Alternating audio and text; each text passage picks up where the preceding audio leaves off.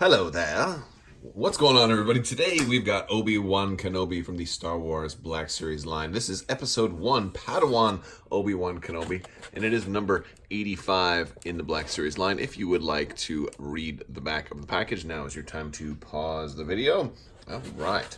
And yeah, this is the same Obi-Wan that was also available at Star Wars Celebration, except for the packaging is different. Same went with Maul as well. Both released in this line, although I did not pick Maul up because I already had the original Maul. Maul was a reprint, but this is an all-new figure. So let's go ahead and get Obi-Wan out of the box. All right, now here he is out of the box.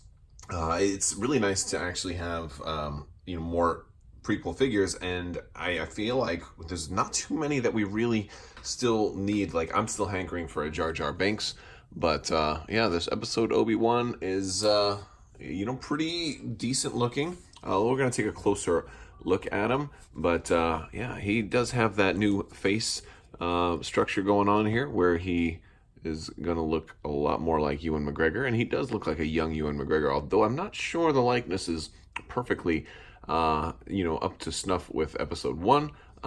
He does have this little thing going on with his head there. You can see it's kind of glued in right behind the ear. I feel like that's going to end up coming out at some point. This little tail can go back, but it's kind of angled, permanently angled to go forward, so it's going to limit, like if you turn him a little bit, it's going to stay like that, but you can't really get it behind him. Well, you can, I suppose, but it still has that natural curve, like it's going to go over his shoulder. Now the robes have multiple textures on the robes. The robes look really good. We've got the belt with multiple pieces of silver and gold, and lots of texturing and paint going on there with the robes. The lightsaber is his episode 1 and 2 lightsaber, even though, well, the episode 1 lightsaber, the 2, there's not a whole lot of really good shots of it, but the 2 is basically the same as the episode 1 lightsaber. So this is certainly the one that's more noticeable. And also the one they released a video for, an actual lightsaber collectible for. As we look, the rest of the boots are typical standard Jedi boots. A little bit of wear and tear on them, which is pretty good. A little weathering for the boots. But ultimately, like, the paint is pretty standard for this character. Not a whole lot of very, very new stuff for him. Now, when it comes to articulation, we're going to start with the head, and it can look up pretty decent, although he doesn't want to stay looking up, but the head can go back pretty far. It goes down really well too, but again, doesn't want to stay. It's like he's like, no, I don't want to look down, He spins around pretty easily, and he's got a little bit of side and side, so he can. Is it just me, or does he look a little cross-eyed? No, he's like, what are you doing? All right. Master, I said we have to get this video over with. What are you doing? You're wasting time with my head, Master. All right.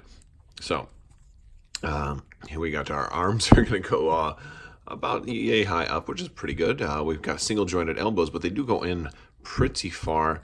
Here we go. So they go in a little bit more than 90 degrees, which is good. That should allow us to get a couple of decent grip possibilities. We do have standard wrists here that are going to swivel and also have the joint, which is good, but they're going to be inhibited a little bit by the sleeve. As we look in there, they can't, move too much because the sleeve does get in the way.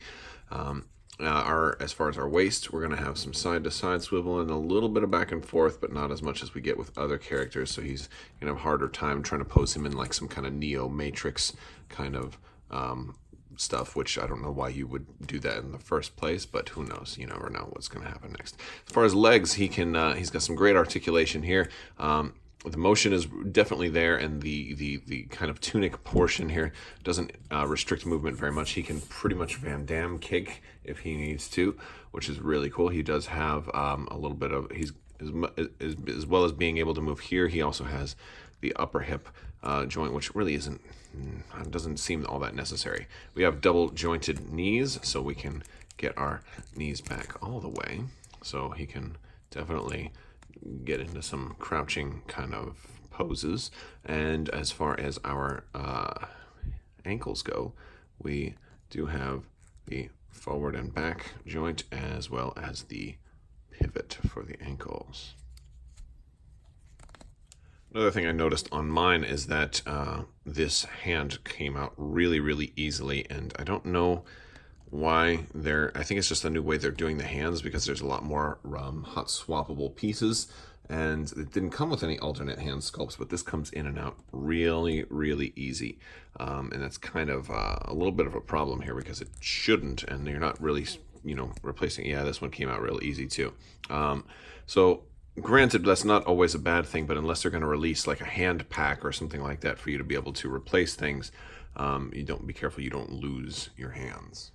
All right, now here he is with both hands kind of interlocked on the lightsaber, and I do like the elbow joints. They allow for an easier double-handed grip on the lightsaber, and that's something a lot of the figures don't really do as much anymore. They don't have that really good elbow joint, and so the elbow joint for him is definitely allowing that, and you get a little bit of, you know, you get a lot of, you know, posing options here. You know, you can have them kind of going that way. You can do a pretty good, you get a pretty good amount of mobility with this double-handed grip, and I'm kind of digging it, man. That's pretty slick. Or just go straight on, or kind of go up overhead. Oh, now they came apart, but yeah, pretty good gripping. The negotiations were short. And for comparison's sake, here he is next to the General Kenobi. And while this is definitely my preferred Obi-Wan of the two, the face is so much better here. Like, this doesn't even look anything like Ewan McGregor. This is more like a Kyle Katarn, you know, so like you know, it just kind of shows how Hasbro's like facial sculpting has really improved over the years. And here he is next to Old Man Obi-Wan, which is definitely a better likeness than at least General Kenobi, or the Ben Kenobi there. And while we're at it, I do want to kind of point out one thing. I know they just announced what's going to be the next Emperor, and he's going to come with a throne. And I feel bad because I made this throne, and there down goes everybody else.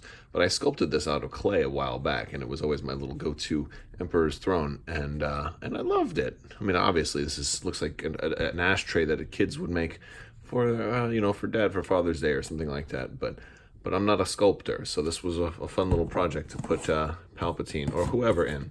So, you know what? Let's give Old Man Ben a break and put him in there. He gets to run the Empire today. There you go. There you go. Sorry, Mace. You were worthy, but we're going to give it to Alec Guinness. And then here he is next to Qui-Gon, his old master. And Qui-Gon's apparently got a new apprentice who is even a more powerful Force user than both of them. Or so it seems.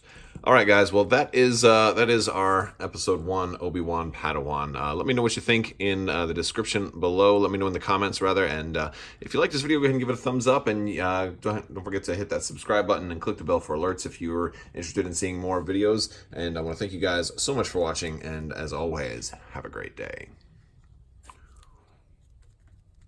These aren't the droids you're looking for. You don't want to sell me death sticks. Look at my Van Damme kicks. I am the most powerful Padawan.